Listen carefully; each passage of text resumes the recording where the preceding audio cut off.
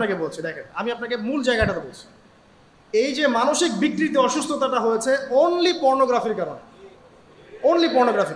কারণ পর্নোগ্রাফি দেখতে দেখতে সবাই বাসায় এগুলো ইন্টারনেটে আপনার ফোনে সবাই যখন দেখতে অভ্যস্ত হয়ে গেছে, তখন ইন্টারনালি আমরা সবাই পশু হয়ে গেছি।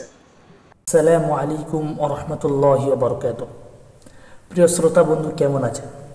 আশা করি আপনারা প্রত্যেকে আলহামদুলিল্লাহ ভালো আছেন। বন্ধুরা, আপনাদের সামনে এমন একটা ভিডিও তুলে ধরব, হৃদয়কে স্পর্শ করার মতো কথা। ভিডিওটায় লেকচার দিয়েছেন আবু তোয়াম মোহাম্মদ আদনান সাহেব, কিন্তু উনি যে কথাগুলো বলেছেন অবশ্যই কথাগুলো হীরের থেকেও দামি, খুব গ্রহণযোগ্য কথা। আমরা প্রত্যেকেই যদি ওনার কথা উপরে যদি ফলো করি বা ওনার কথাকে যদি শুনে চলি, পুরো বিশ্ব পাল্টাতে বাধ্য হবে ইনশাল্লাহ। ওনার কথার মধ্যে দম রয়েছে, কনফিডেন্স রয়েছে। আবু তোহাম মোহাম্মদ আদনান যে কথাগুলো বলেছেন, অবশ্যই জাহিলিয়াতের যুগ চলে এসেছে।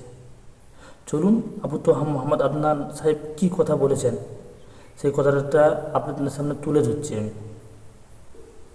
এখন সামনে যেই থাকে, একটা ছোট বাচ্চা থাক, ছোট মেয়ে থাকে, 5 বছরের মেয়েকে দেখলাম রেপ করে ফেলছে। 5 বছরের মেয়ে, 5 বছরের মেয়ে রেপ হয়েছে কোথায় বলতে চাচ্ছি না, কারণ এগুলো বললে তো নিজেদের দোষ প্রকাশ করা হয়। কিন্তু মানুষ ধর্ষকের কোনো ধর্ম নাই। সে হিন্দু, মুসলিম, নাকি বৌদ্ধ, খ্রিস্টান, না আলেম জালেম, এগুলো ধর্ম দেখার সময় নাই। আল্লাহ পাক বলেছেন তার রাসূলের মাধ্যমে ধর্ষণ হলেই প্রকাশ্যে মৃত্যুদণ্ড দিয়ে দিবে, যেই হোক, সে যেই হোক না, ওর কোনো ধর্ম নাই।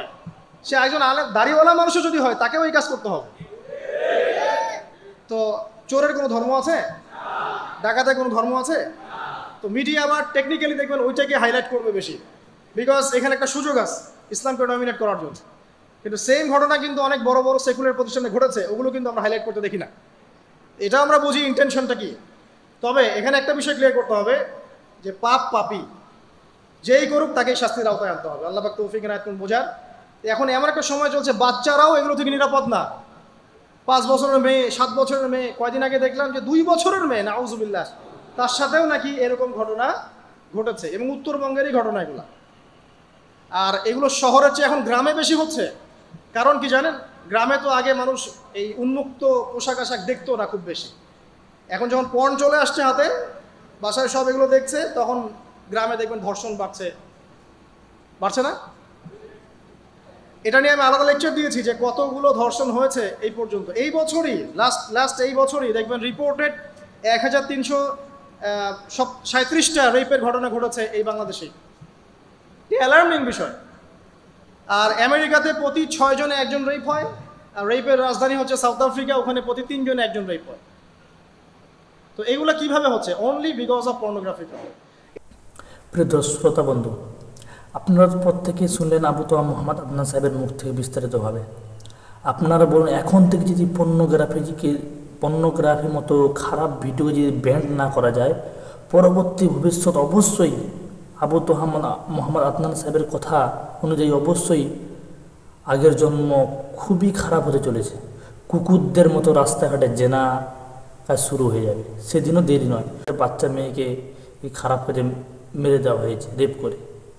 বলুন, এই জিনিসটাকে বন্ধ করার জন্য আপনারা প্রত্যেকেই চেষ্টা চালিয়ে যান যে কীভাবে এই জিনিসটা থেকে প্রত্যেকে বেরোতে পারি। প্রত্যেকে বাঁচার দরকার আছে এই খারাপ জঘন্যতম ভিডিও থেকে। যারা পর্নোগ্রাফিতে আসক্ত হয়ে গেছো তারা বেরিয়ে আসো। পর্নোগ্রাফি আসক্ত যারা হয়ে যায়, তারা নিজের বলতেও বহুত খারাপ লাগে, নিজের মা বোনদেরও যারা চেনে না তারা।